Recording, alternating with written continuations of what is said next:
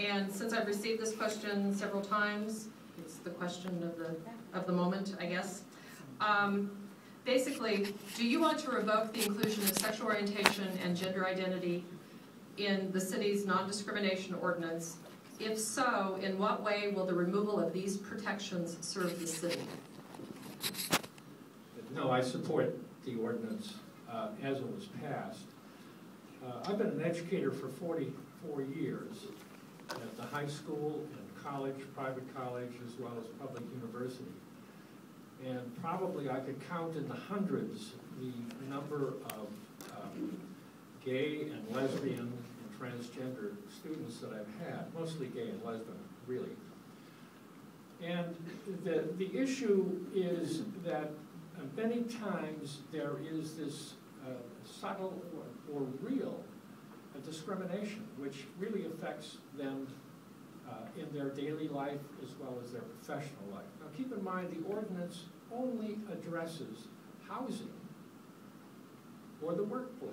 In other words, your sexuality is not my business, and my sexuality is not your business, and it has nothing to do with the issue of housing or employment.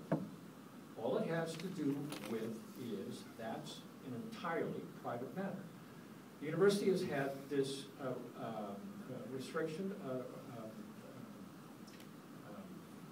as part of their policy for many, many years. It's worked just fine. So I am in favor of the ordinance as it was passed.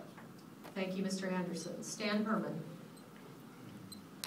Well, I've had people express concerns to me saying, I have a 9-year-old son, and if he has a male substitute teacher in his school wearing a dress and a wig and lipstick, I don't want to have to explain to my 9-year-old son why this man is wearing a dress and lipstick and a wig. And then people say, well, okay, what's the next group that wants special protection? Is it pedophiles? They're going to say, well, it's in our genes and we don't have any choice, so we need special protection. So as you go down the line, you know, at what point to say enough is enough?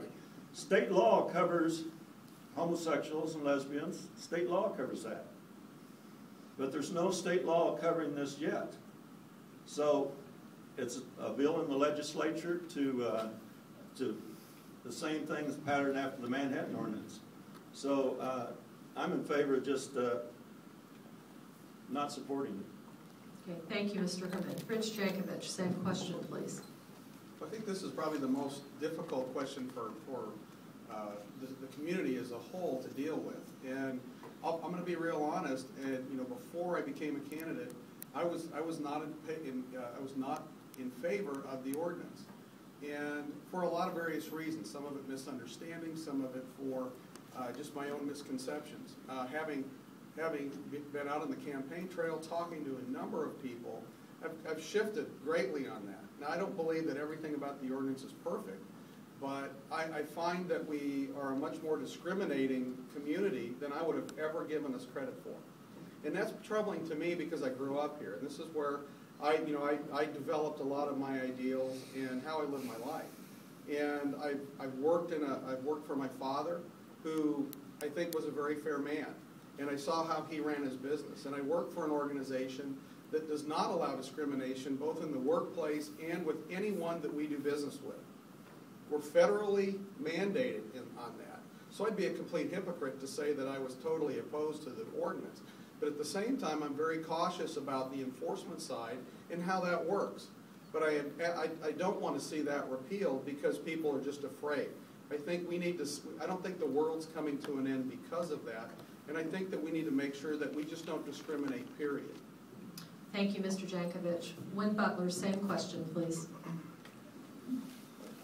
I would vote to repeal the ordinance. I need to get that out up front. And the reason has nothing to do with discrimination. I mean, I'm all for the first part of that ordinance, which says we shouldn't discriminate against folks. The problem is the second part, and it's the enforcement of it. And if you took a basic government class, you know, we have a legislative branch, we have a judicial branch, we have an executive branch. And what the city has done is confused a couple of those. We've taken the legislative branch, married it with the judicial. And the Human Rights Board having the ability to subpoena people, bring them in, and conduct a court session, essentially, is really putting in the hands of the legislature the judicial powers. And And that's what my concern is. And the folks on the board will not necessarily be trained. They will have to be supported by the city staff. That's going to run up the cost of what the city has to do again. And they can level fines on citizens for $10,000, $30,000, $50,000. In addition, you can be brought before this board because there's a perception of discrimination. Now, some folks have said, oh, this board's just like the code board. I don't think you can be brought before the code board because somebody perceives that you placed the wrong type of 2x4 in as a footing on your house. Thank you. Thank you, Mr. Butler. John Mata. I'm also for repealing the ordinance. I agree with everything that Wynn said, but I'd also just repeat that it's not about discrimination. I don't believe in special rights or group rights. I believe in individual rights.